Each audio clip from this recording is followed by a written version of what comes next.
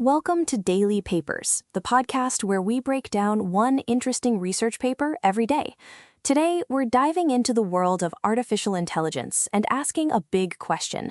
Can we create a digital copy of a city populated with AI people to predict how we'd all react to a disaster? It sounds like something out of a sci-fi movie, right? A virtual sandbox where city planners could test their emergency response plans. But a new paper titled Empirical Grounding Improves the Realism of LLM Agents Simulating Human Behavior During Disruptions looks at what it takes to make these simulations actually useful and not just a cool tech demo. Okay, there are a few big words in that title. Let's start with the first part, LLM agents. What exactly are those? Think of a video game like The Sims. The little characters in that game follow a set of programmed rules. An LLM agent is like a sim that's been given a major upgrade. Instead of just following simple rules, each agent is powered by a large language model, the same kind of tech behind ChatGPT. So each little person in your simulated city can think, reason, and make decisions for itself based on its situation. Exactly. You can create a whole city full of them and then throw a new scenario at them, like a sudden flood, or in the case of this paper, an extreme heat wave. The AI agents can then generate new creative responses. This ability to come up with behavior for situations they've never seen before is called their generative capacity, and it's what makes them so promising for disaster planning. That sounds incredibly powerful, but the paper suggests there's a big problem. They call it a validity challenge. What's that about? This is the core of the issue. On an individual level, these LLM agents are great at sounding plausible. If you ask a single agent, "It's dangerously hot outside, what are you going to do?" it might give a very sensible answer like, "I will stay indoors, drink water, and maybe go to a public cooling center." That sounds reasonable. So what's the problem?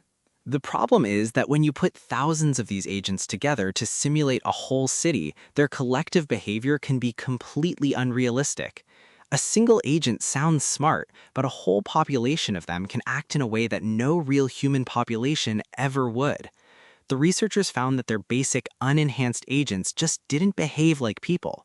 What do you mean? What did they do?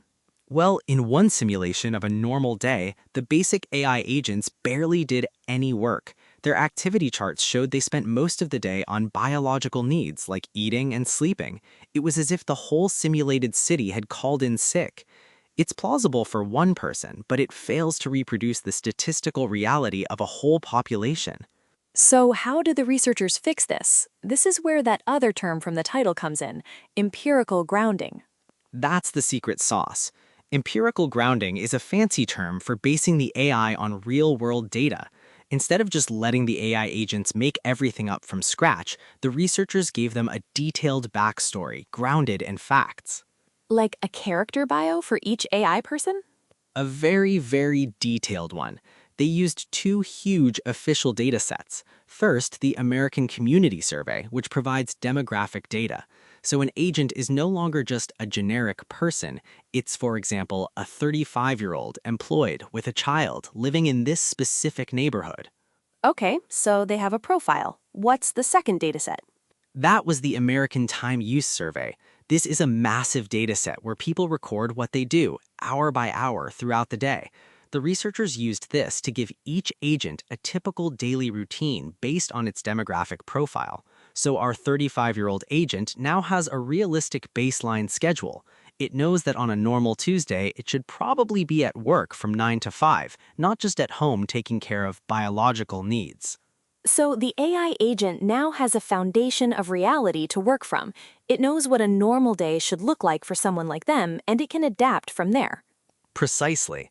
It anchors their behavior in reality, but still gives them the freedom to make new decisions when something unexpected happens, like a heat wave.